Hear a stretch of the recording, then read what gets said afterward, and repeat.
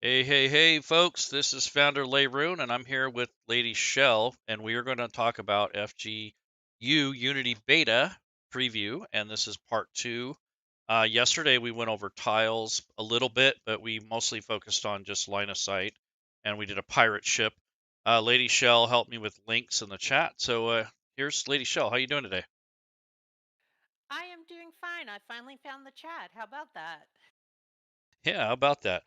So anyhow, we are basically getting geared up to show the tiles that you can use in the new map tools. This is mainly the main difference between Unity Classic, or excuse me, Unity and Classic.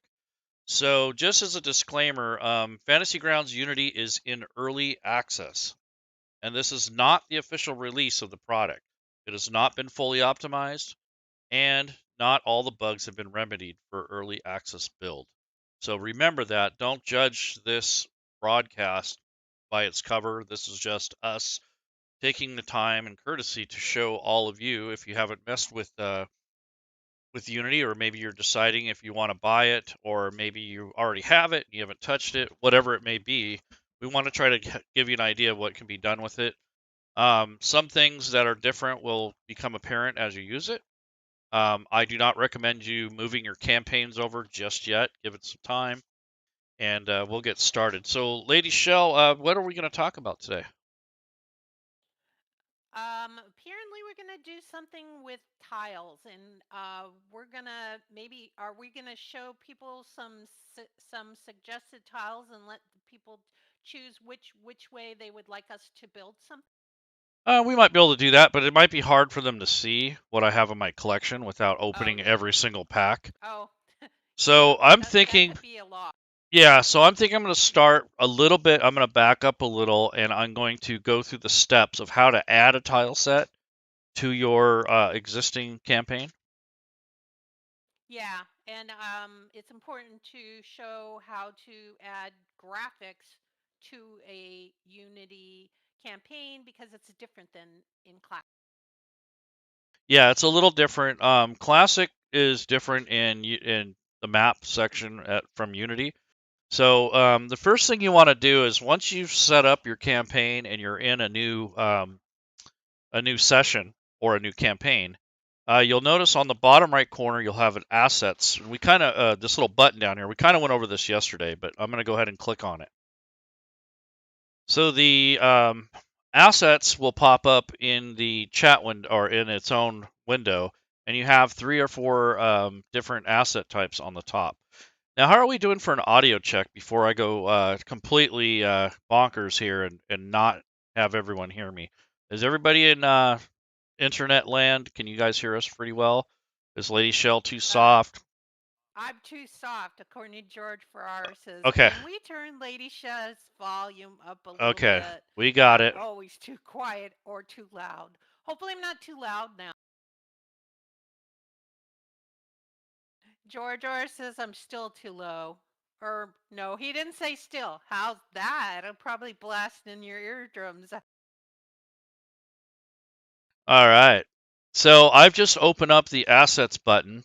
On the very top, you have four different buttons. You have all, which is to look at everything you have, images, portraits, and tokens. So you need to get used to switching between those. So if you want to select tokens for your characters and NPCs, you're going to click on tokens. If you want to look at your portrait photos, that's where it will be stored in the assets folder. And then your images is your maps, your tiles, your furniture, your props, all those sort of things. So tokens are not the same thing as like props and such. People get those confused. So if you have like furniture and little tokens like that, those are not really tokens per se as far as Fantasy Grounds is concerned. A token is like a top down or a pog you'd use for a character or NPC.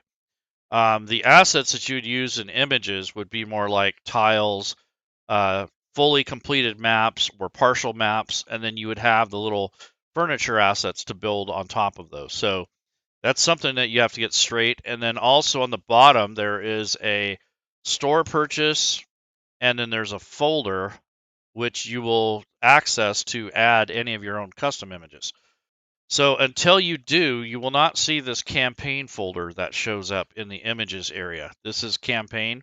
That will not show up until you actually add pictures. So even if you go in there and add a subfolder, it's not going to show up unless there's an actual photo in it. So you can have subfolders. You can organize your images and maps that way, but you have to put them in the campaign folder first. And you do that by clicking down at the bottom of the assets frame, and you'll get a pop-up folder, and in there is where you're going to add your collection. And today I'm going to add a collection that was given to us free by Chris of Game Tile Warehouse. It is a free dungeon map tile pack. He had donated it to our community and to anyone involved with FGC or that goes to his website. So all I'm going to do is copy this entire folder, and you won't be able to see my hard drive, but right now I'm going to the back end of my computer and my hard drive, and then I'm going to the directory where my actual campaign is, and it's called Tile Trial, and I'm going to paste it in there. And what's going to happen is when it's done, it'll show up in my assets folder as part of my collection. So it'll be called GTW. So it should be showing up here shortly. It'll make a new folder when I go into the campaign folder. So I'm in the campaign folder now. So I just clicked on that, and all of these different folders are different map packs or different tile assets that I have been playing around with and using for getting used to using the new Unity engine. So there is a dungeon book assets. So GTW should be around here somewhere because I just basically dumped it over to this folder. So it should be, let's see, dungeon maps. There's some assets there. Let me see. I'm going to go back one and make sure I didn't miss it. So you have an arrow where you can actually go back. So let me go back to campaign again because this is where I put it, hopefully. Yeah, so it's in campaign, tile trials, and the last thing I put in there was the GTW, I believe is the name of the map pack.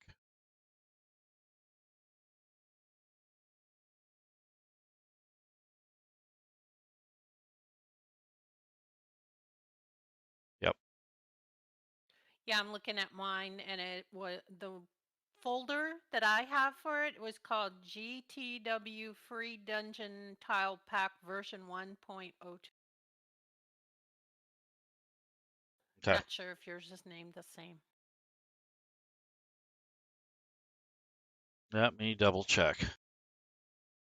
I will make sure I grab the right one. Well, what do you know? I put a whole bunch of stuff in there that doesn't belong.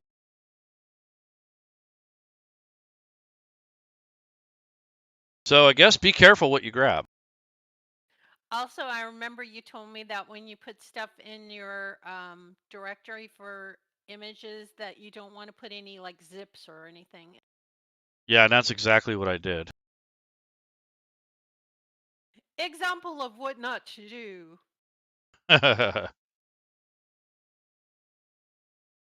You just did that for a sample, didn't you? You wanted to show people what not to do. Yeah, that's exactly what I tried to do. So all I'm doing right now is transferring a folder over that is basically a bunch of assets that I want to use in Unity, and I have a subfolder. Now I'm going to go back and see if it's apparent, and let's see, it should be under there, and then I'm going to go back to campaign. Okay, so there it is. So here's the GTW free dungeon map tiles. And when I click on it, it's going to take it a minute or so to kind of scan through that folder. And now, as you can see, I have all these different tiles here. They're basically like rooms. If you want a little bit better view, you can actually click on the zoom button on the top right. There's a plus button where you can kind of bring in the view.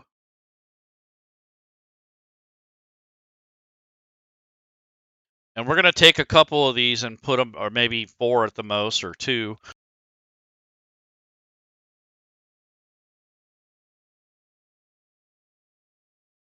So right now I'm waiting for these to zoom in. Fantasy Grounds is still thinking, so I'm giving it a chance to do what it's got to do. And while I'm doing that, is there any questions? No questions yet.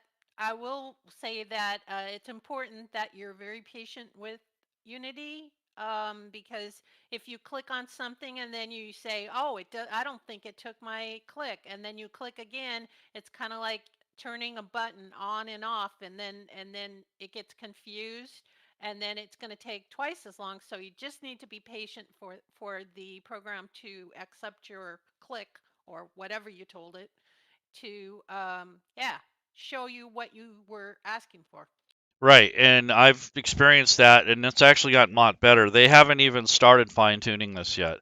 They're focusing on networking and make sure all the rule sets are entered. So it's going to be a little bit more work before they can finally release it to full version. So just remember this is beta. And what we're going to do now is I'm going to set up a little scenario here for a game that I want to run. I'm going to pretend. And I want to pick a couple of these map tiles. So these are pretty much set to where if you put them next to each other, they're sort of line up, and you're able to kind of continue making a dungeon out of it. So now I could pick any one of these tiles I want, maybe two of them. The first thing I'm going to do is open up the Maps and Images folder. And I'm going to create my own group up here. Right now it just says All. So I'm going to click on the top right here. There's a little round circle with a button. I'm going to click on that, and it's Edit Groups. I'm going to click on the green plus button, and right now it defaults to Group 1. The reason I'm doing this is so I don't have a big mess, so it's organized. You don't have to do this, but it makes it a lot easier. So I have one already called City Park. I'm going to call this the dungeon area or something like that.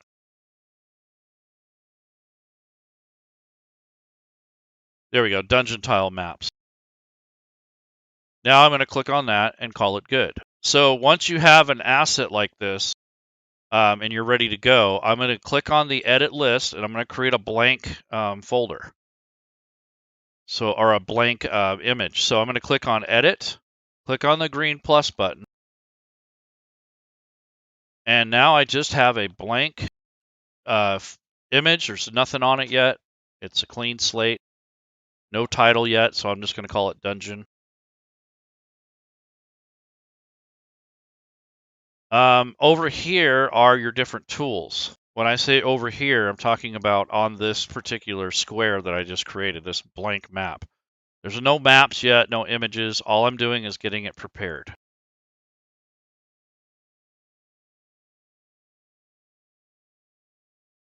So, Shell, can you tell me what one of the first things I would do? When you're going to drag it in, well, you need to unlock the thing. Yep. The image. And what would you normally do? Part. What would I normally do? Just drag it into the thing if I was in Classic, but you can't do that. Right. So we're going to unlock the thing and drag the map tile into that gray area. Yep, you can do that. And we're going to also go to layer mode, which is this layers here. Because you're adding a new layer. Got it. Yes. And then we're going to also turn on the grid, because I don't remember what the grid size for these is. I think they're 60 or 50. So I'm going to start with 50. So I'm going to click on the grid, even though I don't have anything on here yet. And I'm going to click inside the cell where it shows the 50, that's 50 pixels per inch. And I'm going to click on the map itself, or on the blank space. And it should start plotting down a grid. And then once I grab one of these tiles, it'll become apparent as to where it would show up. So I am going to grab this let's see. I want something that's more like a room. Here we go. Here's a passageway tile. So while I'm in layers mode, I just switched back to layers. I'm going to go to tile mode, which instead of this pointer layer selection, it looks like a stamp, almost like a rubber stamp. And then I'm going to drag the tile into this little square, and that's your tile.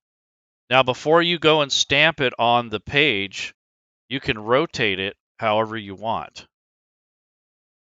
So you can decide, which direction you want it to face before you even stamp it. You can also do a horizontal flip. You can do a vertical flip, however you want to do it. So I have it now in this particular stamp is in this loaded in my stamper. So if I click on the map, it's going to stamp that particular tile. Now, as you can see, these tiles look a little bit small for this. So I'm going to up the tile size or the grid size on the actual grid function. So I'm going to do this up front so I don't have trouble down the road. So I got one tile down for reference, and now I'm going to actually go back to the grid mode. And right now it's set at 50 by 50, so I'm going to go with 70. That's pretty close. I can actually change the color of the lines as well, so I might do some kind of purplish color so we can see it a little bit better. Or maybe red. Yeah, here's purple. That works pretty good. Mm-hmm. And then let's go with, let's see, most doors are not more than 10 feet wide. This one's almost 15 feet wide. Unless So, you're in a giant's home. so here's 80. I think it's going to be 100 is what I think is really going to happen here. But if you want to nudge it to kind of get an idea, like use one of these walls as reference, what I'm going to, or even one of these tiles on the floor. These aren't even though, so I'm not going to go off that. But I'm going to use this wall for reference. So I'm going to take this and nudge it up. And once you touch any of these cursors, you can use your arrow keys on your keyboard to make this happen a little faster. So that's a pretty good indicator as to, have a starting point. And then you look at the width of this door, and it's close, but I think 100 is where it's at.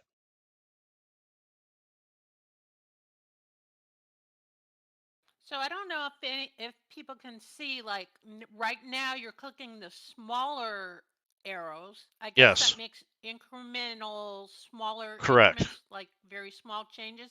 And then a little lower on the yellow banner on the side there, where it's I guess it's like looks like a header, and it has larger arrows, and that is where, now, are both of those controlled with your arrow keys, or do you have to click on them? Once you touch any of these buttons, you can use your arrow keys. Okay, but when you're touching the top ones and you're using the arrow keys, it's only doing the small ones. And if you wanted a larger movement, you would use the lower ones. Nope, it I hope just I'm making works. myself Yeah, I know what you're clear. saying. No, it doesn't do Yeah. anything.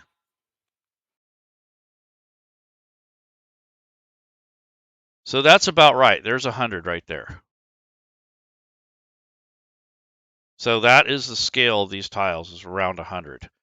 Or you could, if you wanted to, you could scale it around the size of the tile here too. So let me go back to 50 and see Actually, that looks too small. So Jonathan, that isn't a grid on the map. That is tiles. We're looking at a floor that has tiles on it. It's not a grid. The right, grid is what he's moving. exactly. So what I'm doing is trying to get a rough idea of the scale. So I'm saying that these tiles are 5 feet. That sounds a little big too. So I don't know if that's right. I think that 100 was close. Another thing that we got in our previous stream, someone gave the great tip of when you have a map that does have existing grid on it that's painted into the actual map itself, you could set your grid to as close as you can get to what is on the page, and then you turn it invisible, Yep, so Fantasy Grounds will still recognize that you have a grid set, but you won't see these lines that don't match up. So that's that's a right. good tip. So I can turn these off. They'll still be there, but they're not visible anymore. So if you're having trouble lining those up, you can always do that. The other thing is, it's not always going to be perfect. Like you might make it fine over here, but it doesn't match up over there. So it just depends on how big the map is and how many variations there are. But I think that's a good 75 seems to be the sweet spot. It's 40 feet wide. And like I said, you can use your arrow keys once you've touched one of these directional buttons. And then you can still do it the old way. If you're used to doing it the old way, you can click on Set Grid with mouse, and it'll let you draw it like we used to in Classic. So you can still do that also. But this grid mode here is far more superior than the other. That's And you because can it's also more. unlock, huh? I was just gonna say it's more. It allows you to be more detailed with it, where the mouse is kind of more clunky. Yeah. And you also can turn off the aspect lock. So if you do have squares that are a little bit off, they're more like rectangles, you can turn off the aspect lock and adjust either horizontal or vertical in your own increments. So they don't have to be perfectly square. Is that the same thing as like when it snaps to the grid? Sort of. It keeps the so if I shrink this side, then this side will shrink in a ratio. But if I turn that off, then you can do it whatever you want. But it will distort if it's too far off. Then you turn it off. I mean, make it Turn it back invisible. on. So anyways, there's the tile, and I have it set. Now I'm going to go back to tile mode now that I have the first one in place. So again, if I wanted this same tile, I would click on the tile, and I could put another one here, and I could flip it. So let me see if I can do a flipperoo here. Does the second tile that you place down have the grid on it also, or do you have to set the grid for each one that you place? No, once I've got it set, if I line these up correctly, they should line up, technically.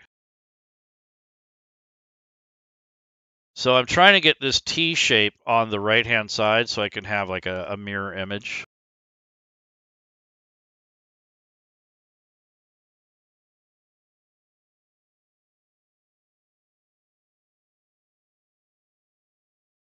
Now Like I that. see what you're doing. You're arranging it in the little small the Yes. small one in there. Yes. Okay, before you place it. Got Yes. it. So that way, and you can also color it if it's in this tile mode.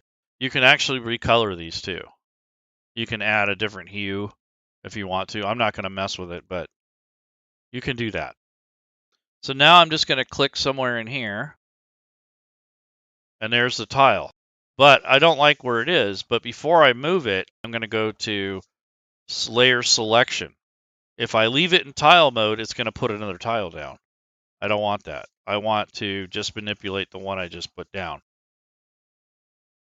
And really, that's all I have to do is kind of lock it in place. It's pretty close. I can nudge it too. I can actually use my arrow keys.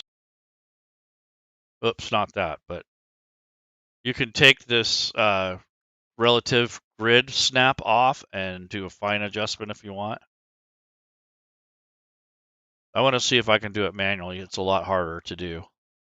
So I'm going to go back to, I'm in layer selection mode.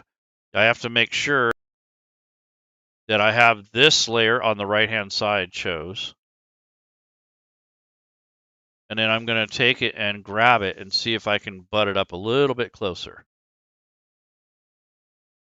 So it's pretty important to recognize that each tile that you place on there is a separate layer. Yes.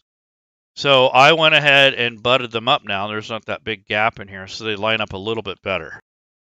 Now, if you don't want this to move, which a lot of people are having trouble with now because they're not used to doing it like this, is you can lock the layers. So if I click on this layer on the right-hand side, I can lock it.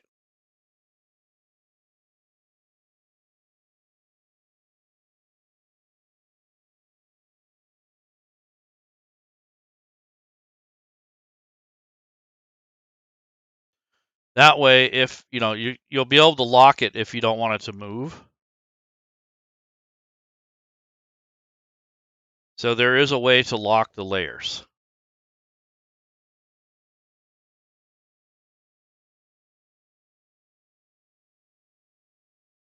So I have a question.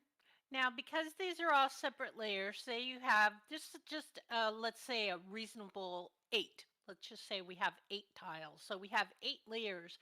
Does it do like Photoshop does, where, or any image program I'm sure is probably similar, where you flatten the layers? Does the map do that, or is that not a function of the? Unfortunately, not. You're Okay. talking about grouping them together so that they Yeah, are one layer, I'm basically. You know how you merge Mm-hmm. down at the Yep. end of a when Yep. you're yeah. So it doesn't do that. So they would remain 8 Correct. different layers, Right. but they're still on the same map, and do you lock them all so they don't get You can. messed up? There's a lock here, a lock layer. Mhm. I think it puts red dots on it or something when it's locked. Yeah, I think you're right. But anyways, you can lock the layer, and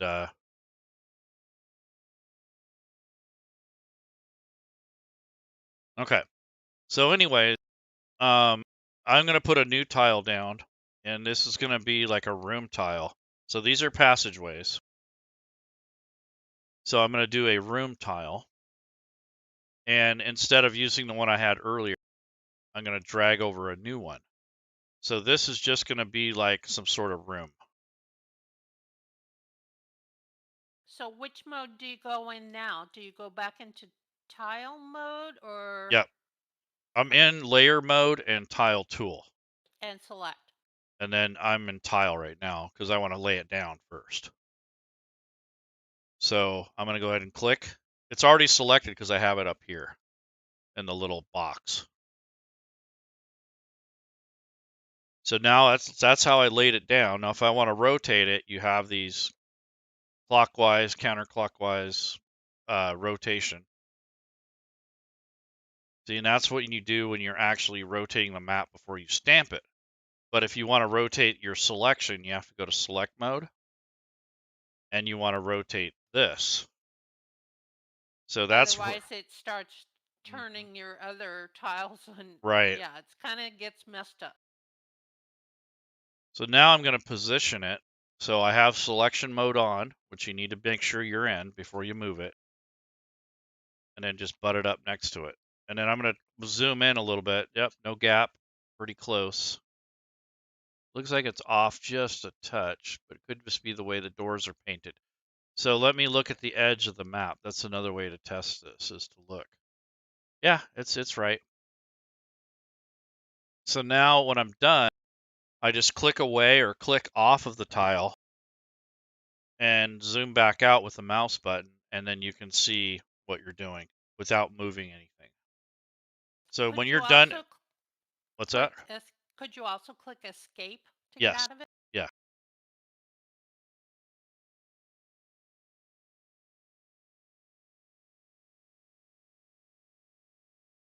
So any questions about tiles?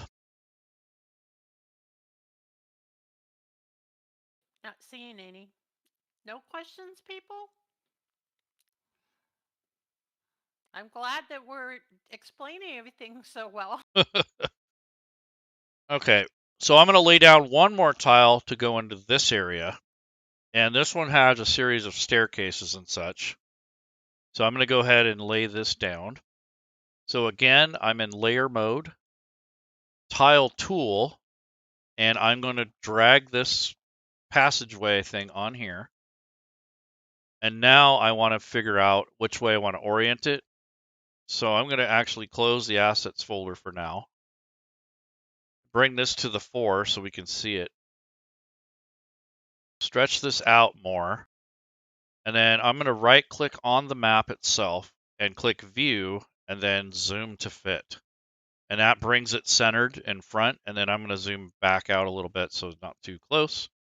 And now I want to look at this little tile up here and see where it's oriented. So no matter which way I put it, it should work. So I'm going to go ahead and drag it down there or stamp it. So Now I'm in stamp mode, and I've stamped it.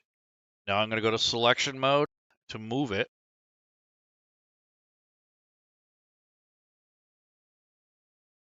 And now they look pretty well lined up. Yeah. So there's your 4-room dungeon. And now I'm going to click away because I have this one selected. Or as Shell asked, you can hit escape. So this area is kind of like a sub-basement, I guess. It's kind of weird because it doesn't reflect that over here anywhere. But anyways, so now you would want to start thinking about what other assets you want to put in here. Do you want to put props, anything like that? So I might put a couple props. The other rooms kind of already have props in them, so I think I might put a couple in this room here. So I'm not even sure what this room is for. But it might be a kill box, like if someone comes in the dungeon and they try to bum rush the dungeon, they get caught up in here first because you got all these catwalks, and you can have archers set up here so that they can't mess with you. So this is probably the entrance here, and it goes down. We have a question. Okay. Chad McLaren wants to know, can tiles overlap? For instance, can you add a smaller room in the middle there? Oh yeah, like that square area in the middle, below the horizontal hallway. I honestly don't see why not. If I actually had a tile, one little tile, I could potentially build that area, and then also if I had the doors and the staircases and the assets for it, absolutely. I could just place it on top and you wouldn't really know because I'd have wall tiles and such. So yes, you can do that. You can overlap tiles. I haven't done it here because I'm trying to keep it simple, but yes, you could absolutely do that. And actually, if I get time, I'll show you one we did yesterday, the ship, because that one has some layered tiles. Okay, is it just me, or am I? Because maybe it's because I use left arrow for my push to talk. I'm not seeing the map. I'm just seeing your background. I'm not sure. Your table. It might be just you because it's on the OBS. It looks right. That would figure. All right, so I have this dungeon laid out. Now I'm going to start, thinking of what I want to put in there. So I'm going to go back to my assets folder. And maybe I want to put a statue, or I don't know. What do you think, Shell? I can't see the thing, so I don't know what Well, you're talking about. what should I put in that blank room? Is there any? How Yeah, about the bearskin rug? Oh yeah, did you find it? You couldn't find it. I have it somewhere, but I don't know what it's called. But I do have statues. Statues would be good. Okay, so I'm going to find a kind of a cool looking. Here we go. So here's a big statue. So I'm just going to drag this over to the, what do you call it? The layers mode. And now from here, I'm going to drag this. See, it's on the very center. So I have this. This is really big. I don't want it that big. So you can adjust it manually by holding Shift.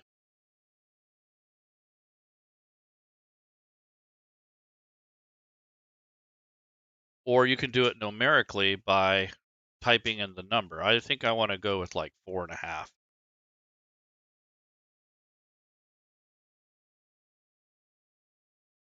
Maybe even 4. There we go. Now I'm in select mode.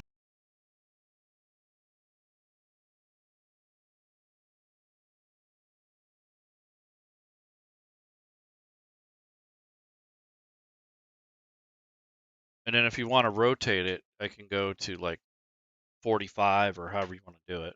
It's in degrees. I changed my push to talk, so hopefully this will work better. Dan Oppenheim, sorry if I'm messing up your name, has a comment saying, I have the ultimate normal FG. I feel 134 USD is a bit steep. Interesting though. Well, you can get the subscription if you don't want to invest in it. He said standard. He said the classic. Ultimate normal FG, so ultimate classic fantasy grounds.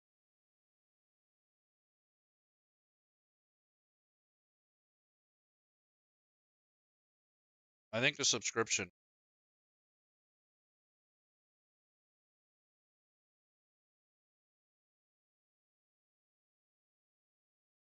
Guess it all depends on what you want to do with it. If you're happy with classic as it is, I mean, it's stable. I mean, why switch? But there are a lot of different bells and whistles in the Unity program, and it will have more memory for you. But again, more memory means your computer needs to be a little better. So if you're running Fantasy Grounds Classic on a less than optimal computer and it works just fine there, maybe that won't work for you to go into Unity without upgrading your computer. That's just my thoughts on the matter. Yeah, you can get the subscription and try it out. If you don't like it, within 30 days you get your money back. That's a guarantee that SmiteWorks gives you. But as far as content goes, you can build your library slowly. You can also come into the college and learn how to use it before you want to invest in it. Yeah, 150 to $130 is pretty steep. But if you rent it monthly, if you go whatever the monthly amount is, you're gonna almost make that it back anyways. Might even end up costing you more. So it just depends on how much you get into it, how much you're gonna use it. I think if you're a casual user, I would just get the subscription and then just slowly build a library.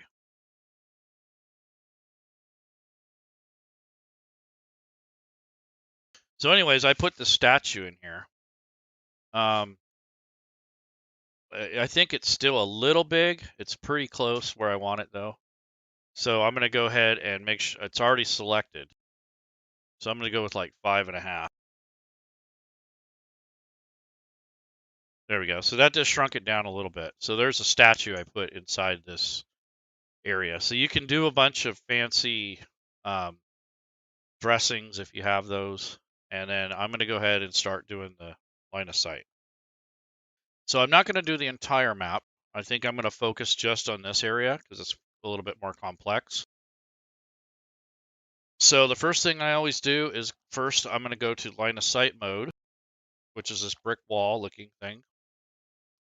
I'm going to go into the doors because that's usually what I start with. So I'm going to do all these doors first. And then I'm going to go into rectangle mode because most of the doors are rectangular. So I'm going to go ahead and go here. And this door is a big shut door. So I'm going to go ahead and take this and make this a doorway.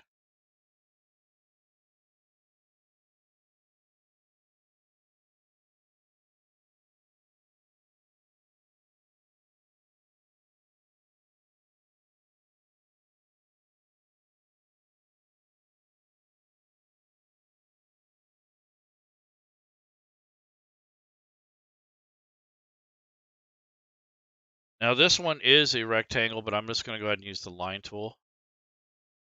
So I'm just going to draw from the corner.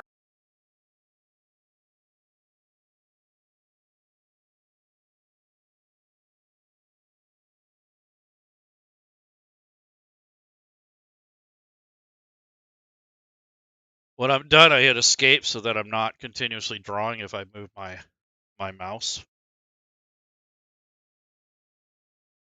Now I'm going to go back to the rectangle tool.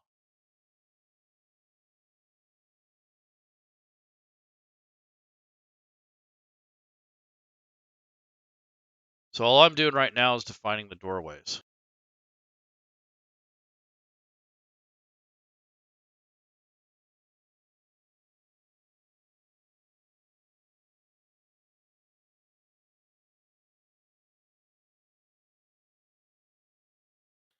Now I'm pushing the wrong button for push to talk. George Farrar has a question, wants to know, is it possible for content creators to develop these map packs with integrated line of sight?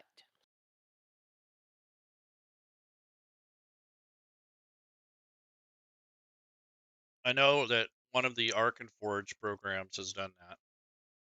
I'm not sure what they're going to be doing for developers, but they do have a utility that they just released about a week ago, which allows you to add line of sight dimensions. If you, let's say, you've already done the work at your table and you want to add it to something official that's already done, I think there's a tool for that. But I don't know if they're actually going to release a tool that allows you to add the line of sight outside of Fantasy Grounds. But you can put it on tiles. I've seen Doug Davison do it. So I don't see why you couldn't create a module that already has all the tiles with the line of sight built into it. But I know the new Arc and Forge tool, or one of the new ones, third party, allows you to do it outside of Fantasy Grounds. But you're also paying for that, and you can already do it in Fantasy Grounds. But the question is which one's easier and which one has more assets and the artwork that you like.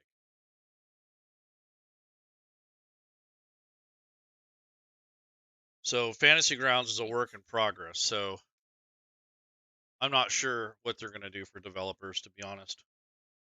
I know that's been asked before. What sort of tools that you're going to have available to you. So my honest answer is I do not know. better to say I do not know than to give false information. That's right. So technically, these should probably overlap instead of being two doors, but I'm going to go ahead and treat it like that. Hey, it's just extra protection. You have to open two doors to get to the next area.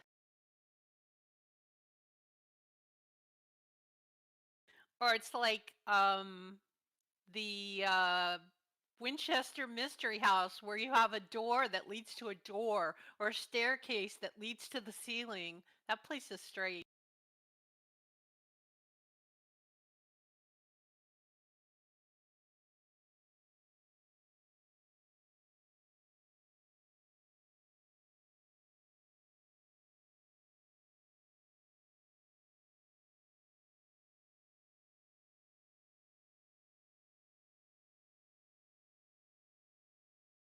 So I switch between the tile, or the rectangle and the line tool, depending on how the door is drawn.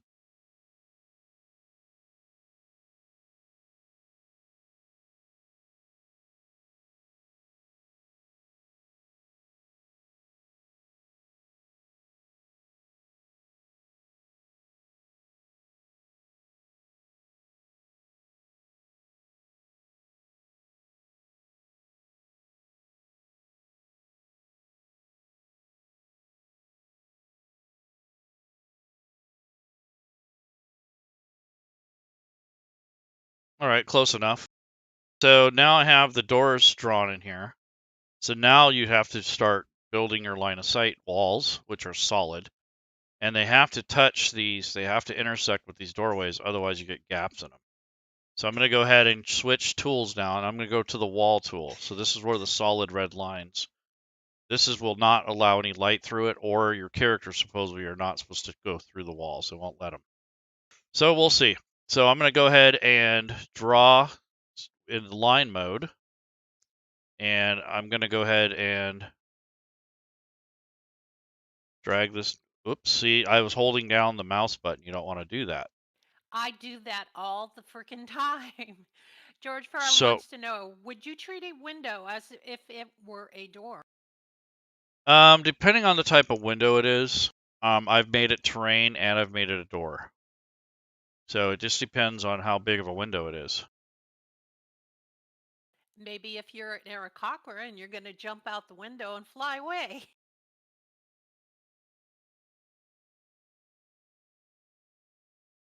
I like that each of the tools has a different color so you can tell what they are. The blue is the doors, the red is the walls, and the green is the terrain. Exactly. So I'm going to go ahead and start building the walls in. I might do these in rectangles just to make it easier for myself. So instead of trying to trace all the way around, I'm just going to make big rectangles. Have another question.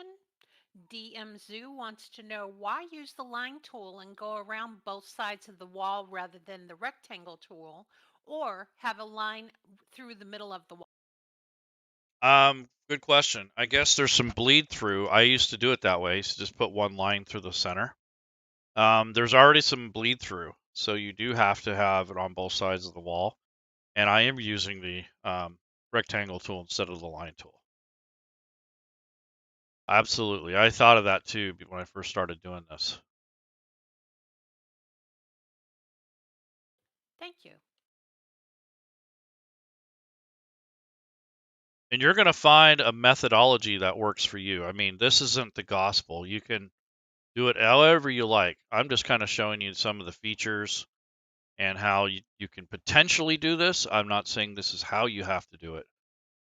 This is just me kind of farting around with it, see what it does. So now, as you can see, I kind of have this off a little bit. So what I can do is go into pointer mode, and I can go back to any point and adjust.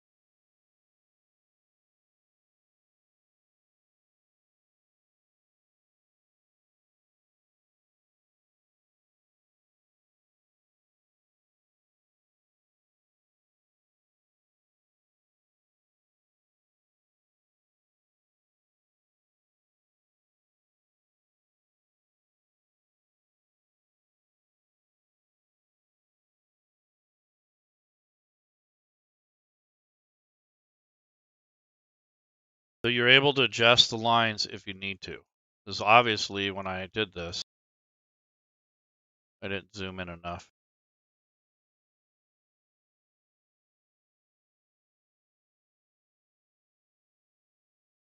So you can go through these however which way you want. So I'm going to put a big one here.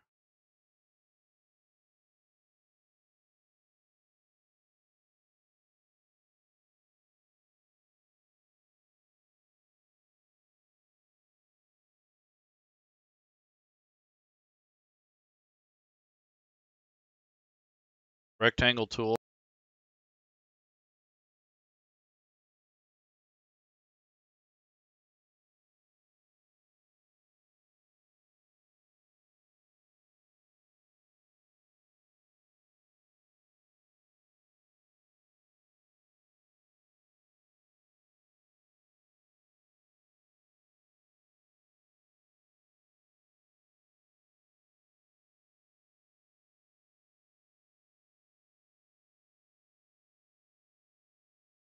I don't know how visible that is, but you can see that Leroon was adjusting the left side of his wall there. And what he did was he picked the select tool and then he clicked on the square point, and it went from a like open square to a solid square. And then he was able to adjust where he wanted the points to actually end. Hey, I lost all my lines. What happened? Boo. Here they are. I was like, no, they didn't all just go away. I accidentally clicked on the wrong tool. Jordor says the symbol that looks like a tree says terrain mode. How's that different from wall? Differ from wall?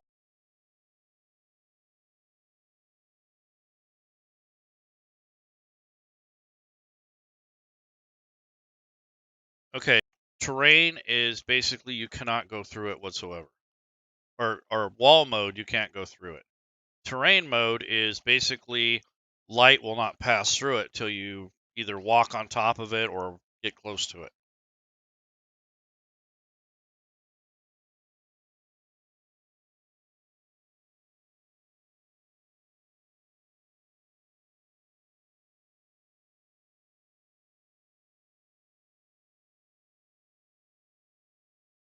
So I'm going to finish this room up, so I'm not wasting the whole cast on just doing this dungeon. So I'm going to finish this up with the line tool, and then for the terrain tool, I'm going to use that on this on this well.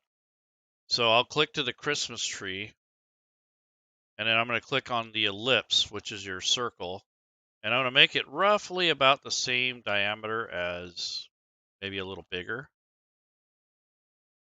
And as you can see, it drew a circle.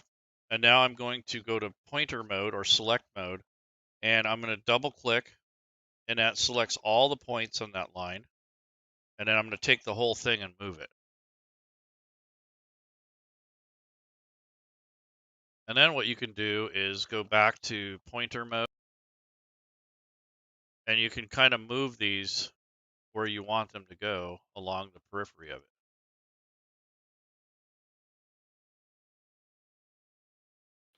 George Farrar asked, what is the cash tool in the dollar sign? Hash tool. Cash. The dollar sign. I don't know what You he's got talking.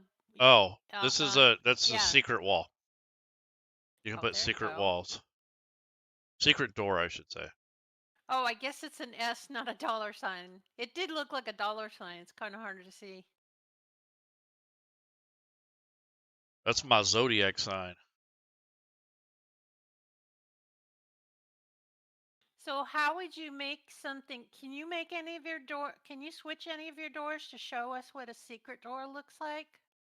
I have to draw a wall first, and then yeah, I could. It's just basically a line that allows you to go through it. It's kind of like in between terrain.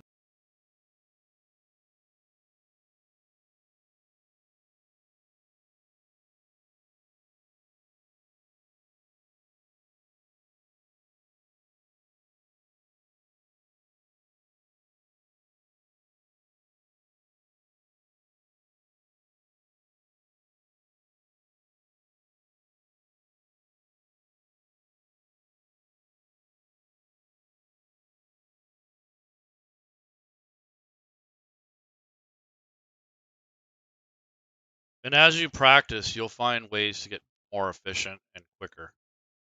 I'm sure what I'm doing is a lot of extra work, but I'm also still kind of learning the tool. So, all right, so that's your terrain tool, and you can put another circle inside here if you want to do. So if they look up here, they can see the rim of this, but they can't actually see down inside. So I would just do the same thing. I just put in this case, you can just do the line tool, which might even be quicker.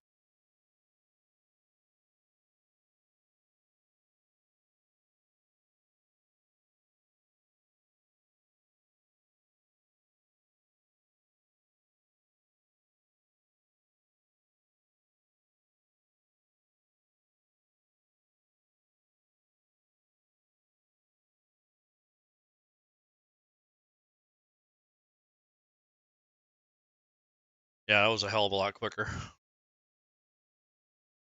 All right, I'm going to finish the wall. So I need to go back to this rectangular mode, go to wall mode.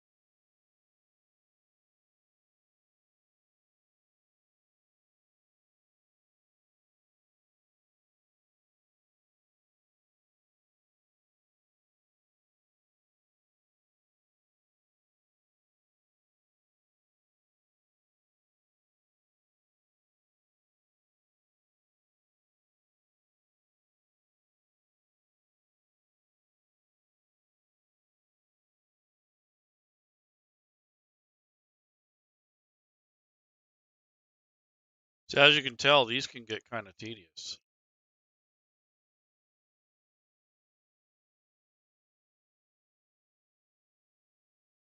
Again, patience is required when using this Yes. program. I mean, not just because it's beta, because it will still be tedious once it gets to the final product. It's just you have to, whatever you put in, you realize that you're going to get out of it also. Uh-oh, you lost your box. I hate when it does that.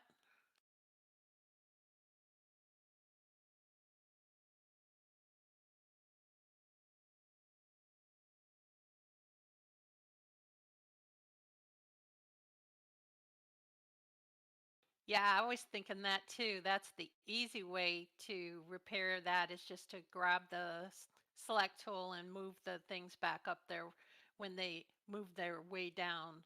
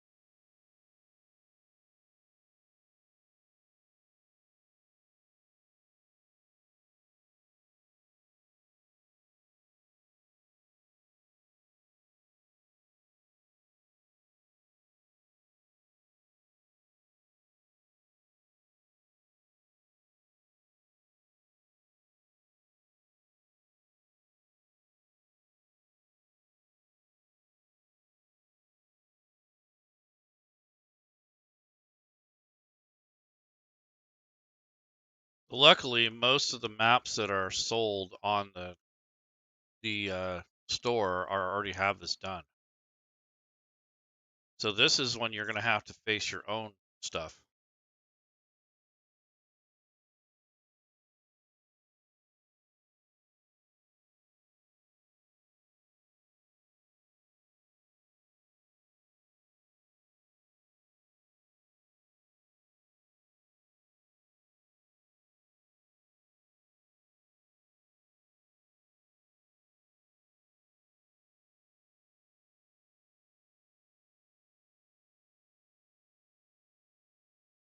I'm still pushing the wrong button. Okay, Lactlesis 13, forgive me if I mispronounced your name, asked, why not just join point to point to close the gap with the line tool? Well, earlier to save time, I'm using the rectangle tool. So I'm trying to avoid switching back and forth between the tools because earlier I did use the line tool and someone says, why don't you use the rectangle tool? So now I'm using the rectangle tool. Now someone says, why don't you use the line tool? So whenever you make a map, you're going to find your own, your own flow. And I've done it both ways, and either way, it's still going to take time. It's just you have to find a workflow and a pattern that you're going to get used to for your own doing. I'm just kind of just figuring out what the best method is right now. But it is very tedious regardless of which way you attack it. You will I'm get more proficient as time goes on, though. I just want to say that pretty much you're going to be switching from tool to tool no matter what you do. You're going to have to go from one mode to the other. So yeah, it just depends on how you want to do it, I guess.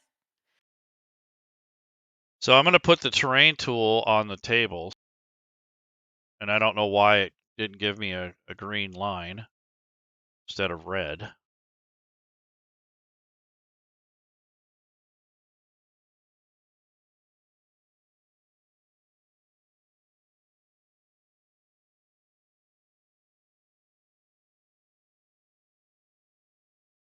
All right, so we'll just call that good for now. And then if I made any mistakes, they'll show up when we do the test.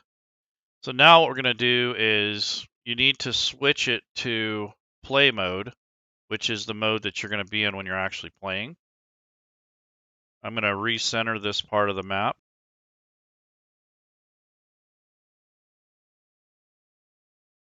And I need to enable line of sight. And now I need to go to the combat tracker and grab some NPCs or players. So what do you know? I have old Groglor the Grotesque. I remember him. So now he's on the map here. Once you pick him up as a player,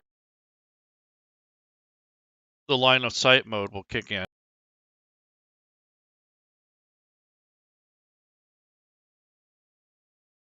So this is a door. It is now closed. If I click on it, it's open now and the light shines through. Conversely, if there's a door here and your DM locks it, you're going to hit shift and click on the mouse.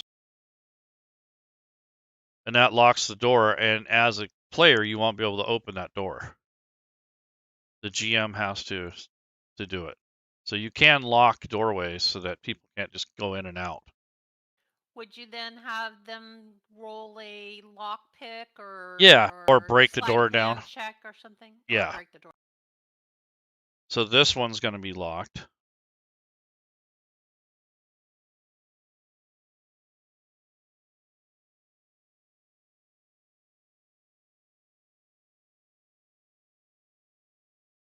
So now we're coming up to this. So basically, we have two closed surfaces. So when he comes up to about here, I can unlock this, and what you'll see is a shadow back here.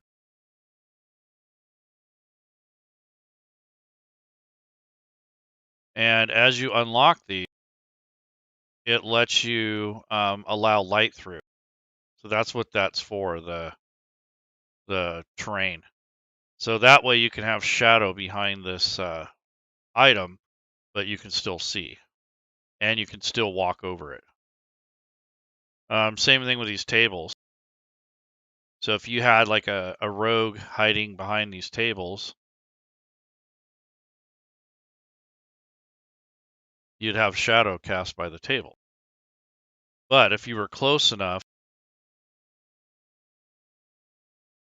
you can open them and shadows will no longer cast. You'll be able to see.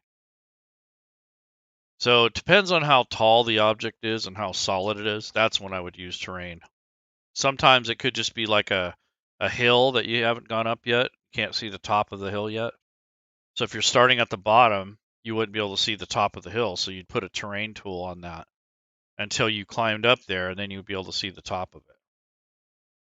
So it really kind of depends on how high the objects are or how important it is to have those shadows. But I think in this case, it would be nice to have the shadows for, like, if you had a gnome or a halfling that was hiding back here, or a goblin. So that would be a good use of that. Maybe this pile of rubble too would be, or all these crates and stuff would be terrain as well. So you could technically do that. You can go back and paint this and put an outline around this stuff too. If it's stacked high enough, you can't see through that. And if I close the door, yeah, you don't see anything. So there is a little bleed through when you have the wall mode. I was told to not put the line down the center, but to actually put it closer to the edge, because there is some bleed through that's programmed by design. It's supposed to allow you to view like 10 or so pixels beyond the line. So something like that. But yeah, I did the same thing. I would come right down the center instead of putting it on both sides. But Doug from Smiteworks said, no, you don't have to do that. You just put it on the outside. So when you look at their maps that they make, they'll go ahead and do both sides.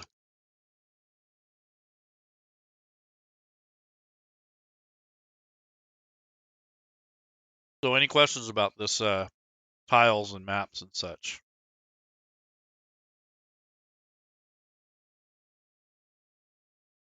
We got about 15, 20 minutes max. I'm going to show you guys some tokens since we're here. Now, the tokens are not attached to anything, so I'm not going to be able to show line of sight with the tokens themselves. But tokens are stored in the assets folder, and it's usually the default where this first comes up. And it'll be, if you have any custom ones that are not part of a module, they'll be in a folder called data. And you have this down arrow on the bottom right to go through your different arrangements of folders. So they're down on the bottom, these arrow keys. So you have all these different folders from different modules. So that's what it looks like when you actually have tokens that are built into a module. But when you actually add them yourself, you'll get a folder called data. So I'm going to look at this one folder that I made. It's in the folder here. If you go in there and then you go in the back end of Fantasy Grounds, there is a folder called portraits and there's one called token. And you can have subfolders in there. And what it does is it kind of organizes them groups. So I'm going to take a look at that Pogs one I have. Here's the data folder. So it's in data/folder. So anytime you add your own, it'll go in a subfolder called data. Now I'm double clicking on it. And as you can see, I got a bunch of different tokens here. Now you can kind of make them larger by clicking this plus button and it will zoom in on your tokens. And then you can also change to a list view. So instead of just having your standard group view, you can go by list view. And then I'm going to hit the arrow to go through my other tokens. So you can see I got different ones here. And I can zoom in a little bit so I can see them better. I have an elf ranger, female.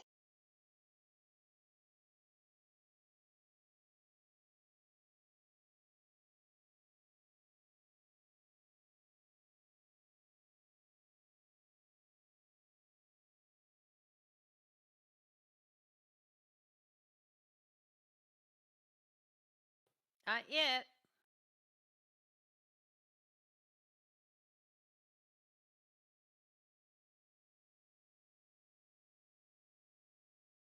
I can't think of anything.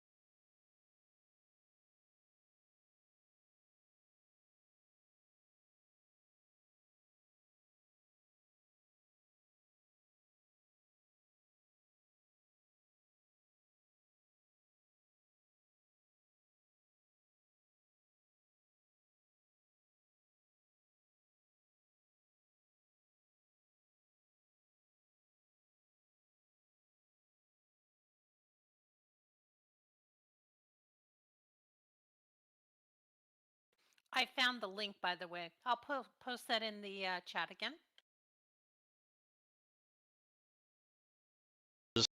Fantasy Grounds goes, being that Unity is still in beta, I would kind of wait at least another month or so till they get it more refined. It's got a few hiccups in it, like right now I'm waiting for it to think, but it does okay. I mean, we did character creation fine. It didn't have any big problems there. The only difference is this map tools. So if you're not a heavy user, I would just get the subscription and maybe a couple core rulebooks. Call it good. If you're a game master or developer or somebody that's really into it, you might want to look at the big cost up front, and then you save money in the long run. And right now the licenses are on sale. I don't remember what the percentage is, but I think it's 15% off. Not sure, but this is early access, so it's still in beta. It's not perfect. Networking still needs to be dialed in.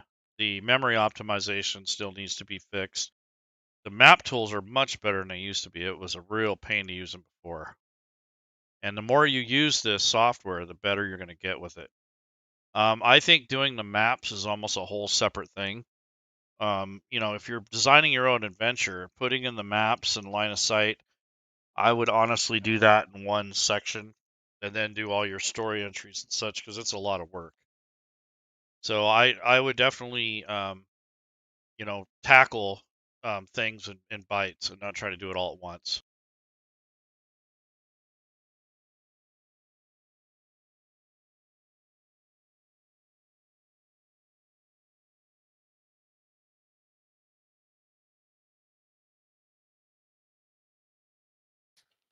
Hope I Anybody? push the right button. Nobody say. Oh wait. OG Games says waiting for Steam version. Otherwise, I can't upgrade discount. Right? Yeah, that's right. If you've already been going through Steam, you want to try to stay there. Oh, and I looked up the prices for anyone that's interested. The license prices for Unity is 35.10 for a standard Unity beta license. That's 10% off, and 134.10 for a Unity beta ultimate license. That's 10% off. They also have the monthly standard sub is for FGU is $3.99 a month, and the ultimate FGU sub is $9.99 a month. The link that I just posted in the chat there is where I'm getting this information. You can also download a free Unity beta demo version. So if you wanted to join someone's game that was running in Unity, you could do so if the person has an ultimate license or subscription. So you can find all that information on that page that I just posted. Do they have the upgrade price? Let's say you already have the standard license, the full I have standard. to get that from a different link. Just a second. Okay. I think it's around $88. So if you already have the Unity basic or the standard license, I think it's like $80 or $88 or something to upgrade. I would stick with classic for now, or just play around with it until they get it further along. Okay, it says upgrade from FG Classic, from FG Standard to FGU Standard is $31.99. That's 20. Okay, that might have been a price from before. That was in December. I don't know if that's the same price or not. Okay. Well, there's an upgrade fee for either standard or Yeah, it's Unity. $89.99 for FG Ultimate to FGU Ultimate. Okay. 89. That's 40% off. Again, I'm reading from our FG Unity page, and that might have been priced back in December. Right. So pricing is not guaranteed, but nonetheless, I mean, we're not here to sell the product necessarily, but we are here just to show you the tools. And if you're interested in learning how to play Fantasy Grounds or use it, Shell, where do they go? How would I find a place, a community where they would Gee, I help don't know. people. Where would you find that type of place? I don't know. The miracle. Wait, I'm grabbing my links. I got. Yeah, so we started the community a few years ago, and it's going pretty strong. We've had a lot of people joining due to the COVID and also due to other reasons. So, with the combination of Unity being released and the COVID restrictions, I think it's the perfect storm for virtual tabletop. So, I advise if you want to really get into this and make it a hobby, come on into our college. We'll show you how to use the software. Eventually, we will teach classes using this tool, but all the other content is classic. There's really no need to switch unless you really want to take advantage of the map tools. Even with teaching, we're not going to have a Unity class. It's just basically going to be a class that's going to go through this stuff, which is the line of sight tools and how to use the built-in map tools. So that's pretty much the only curriculum we're going to add to our college. Everything else is the same. Entering data is the same. Building characters is the same. I haven't seen a whole lot of difference in the interface other than the assets button. And there's been a few minor changes in some of the features that have been depreciated or updated. So not a whole lot of difference. But in Unity, they are going to for 5e. They are going to make a character creation building tool, or what would you call it? Tutorial? It's going to be easier to do. It's like you just click on different things rather than having to do so much manual entry. Also, Dorian, I'm probably saying your name wrong, says, I know you can draw on the map, cone, circle, etc. in FGU.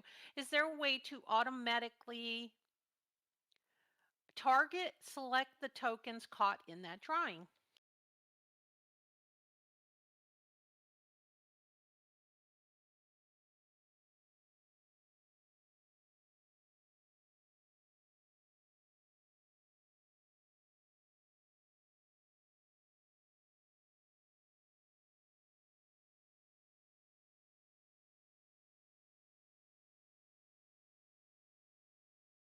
Did I not have the right button pushed?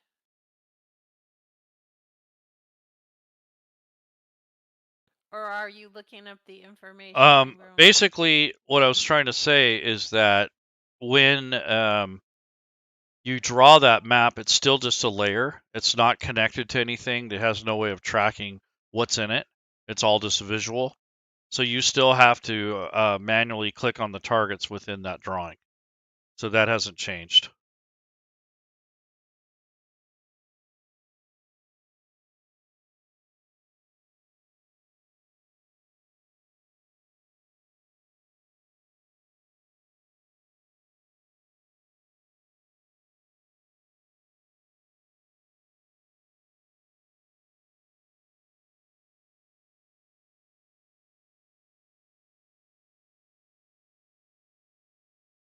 Any other questions?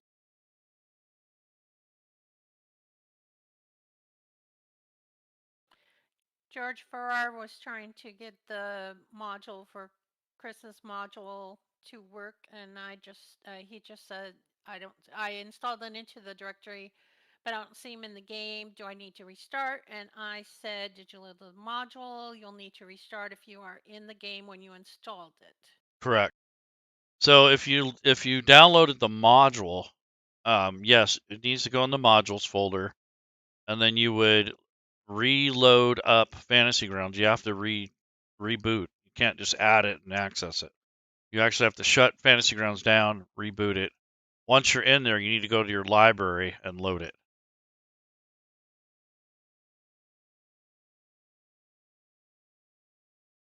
And hopefully you have some sort of license, because then I don't know if you'll be able to access third-party content if you only had a demo account.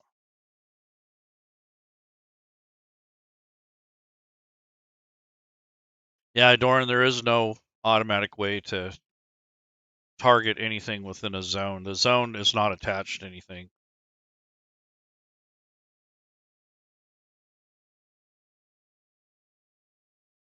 I think we're about to call it. What do you think, Shell? I just wanted to say one last thing. It's like one thing that I know that Unity has that Classic doesn't have is the way that you can align, not align a map. You know how you can center the map?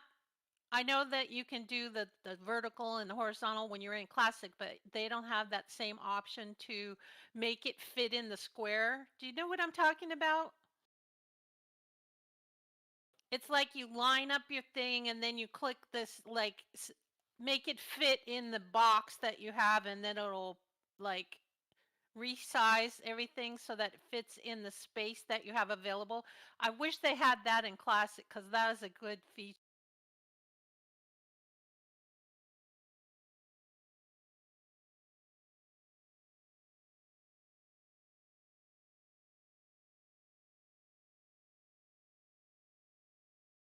Yeah, because when we were in our game last night, I wished I had that because it was, I was like going horizontal and vertical and trying to adjust things. And I'm like, where is this? Oh, that's right. It was a Unity.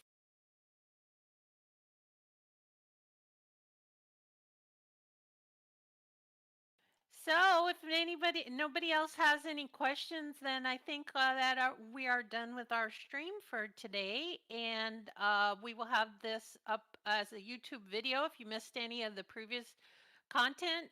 And we thank you for coming. Yeah, thanks everyone for coming out, and hopefully these help you a little bit. I'm not saying to do one thing or the other, but practice with what you have. Get to learn Fantasy Grounds before you jump into Unity, because if without that base knowledge on top of the map tools, it can be very frustrating. So come on into the college. We'll teach you what we know, and go from there. So I guess we'll call it a day. Bye, Shell.